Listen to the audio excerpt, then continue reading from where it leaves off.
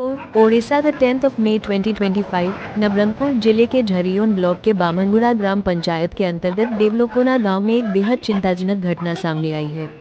गांव की निवासी श्रीमती रूपिया हरिजन की अंतिम यात्रा को उनके परिवार के ईसाई धर्म के आधार पर दफनाने से चौंकाने वाले इनकार के कारण खराब कर दिया गया है।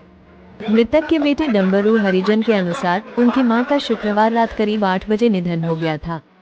तब से परिवार को ग्रामीणों के एक वर्ग से कड़े प्रतिरोध का सामना करना पड़ रहा है, जो कथित तौर पर परिवार की अपनी जमीन पर भी दफनाने की अनुमति देने से इनकार कर रहे हैं। इस बाधा का कथित कारण परिवार की ईसाई पहचान है।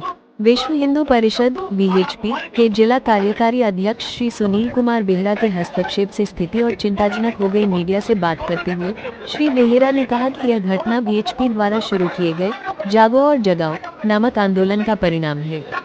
उन्होंने आगे दावा किया कि यह कोई अकेली घटना नहीं है और अतीत में ऐसी कई घटनाएं हुई हैं। ये बयान इस बात का स्पष्ट संकेत देते हैं कि दक्षिणपंथी हिंदू राष्ट्रवादी समूह इस तरह की सांप्रदायिक कार्रवाइयों को अंजाम देने में शामिल है।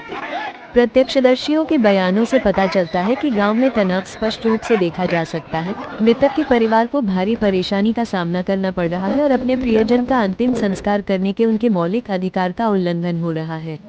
ऐसी घटनाओं में अपने संगठन की भूमिका के बारे में VHP नेता द्वारा खुले तौर पर स्वीकारोक्ति इस बात की ओर इशारा करती है कि इस क्षेत्र में धार्मिक अल्पसंख्यकों को हाशिए पर रखने और उनके अधिकारों को नकारने के उद्देश्य से एक जानबूझकर अभियान चलाया जा रहा है। ओडिशा के एक प्रमुख ईसाई नेता डॉक्टर पल्लव लीमा ने हाल ही में संस्कृति के नाम पर नबरंगपुर जिले में ईसाइयों को दफनाने की अनुमति न दिए जाने के खिलाफ आवाज उठाई। एक कड़े शब्दों वाले बयान में उन्होंने गहरी निराशा व्यक्त की और इसे बेहद दुर्भाग्यपूर्ण स्थिति बताया। उन्होंने इस तथ्य पर प्रकाश डाला कि ईसाइयों को दफनाने के अधिकार से वंचित करना धार्मिक स्वतंत्रता और सहिष्णुता के सिद्धांतों के खिलाफ है, जो भारतीय संस्कृति के ताने बाने का अभिन्न अंग है। डॉक्टर लीमा ने भारत जैसे बहुसांस्कृतिक समाज में विविधता और सह अस्तित्व का सम्मान करने की आवश्यकता पर जोर दिया। उन्होंने अधिकारियों से इस मुद्दे को हल करने के लिए तत्काल कार्रवाई करने और यह सुनिश्चित करने का भी आग्रह किया कि ईसाइयों के मौलिक अधिकारों का उल्लंघन न हो।